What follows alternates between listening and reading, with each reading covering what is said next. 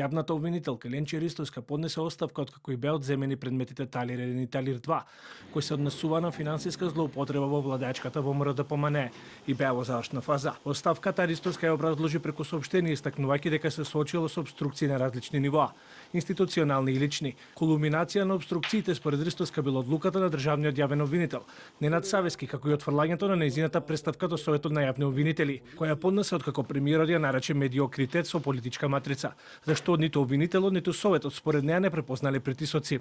Последните одлуки на Советот на јавни обвинители на новиот државен јавен обвинител многу и штетат на позицијата на јавното обвинителство и се спротивни на сите принципи за кои се борам и се залагам низ годините. Одземањето на предметите Талир 1 и Талир 2 беше кулминација.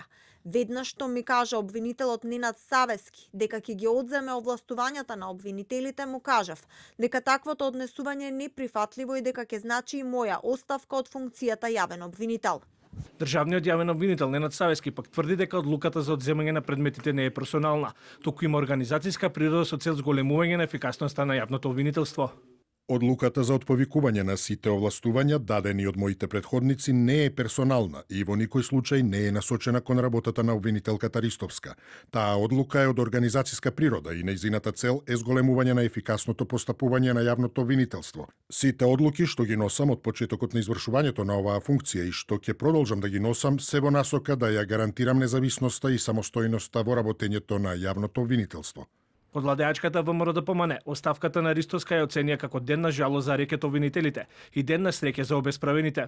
Ристовска беше дел од истото СЈО, кое беше водено од рекет дружината на Катица Јанева, која присвојуваше народни пари во име на хонорариот СЈО и прерасна во машина за политички прогон. Доволно е да се види изјавата на обвинителката Лејла Кадриу, која сведочи дека Заев и Шеќеринска лично оделе навечер во СЈО кај Катица, Ленче и Лиле Стефанова и селектирале предмети за политички прогон.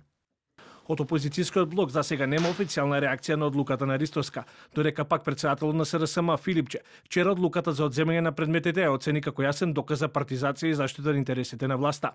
Инаку Ленче Ристовска, која беше дел од специјалното јавно обвинителство, влезе и во потесниот круг на кандидати за нов државен јавен обвинител. Од владеачката партија ВМРО ДПМНЕ пак беше обвинета дека земала бонуси во специјалното јавно обвинителство, пошто поднесе тужба против политичката партија.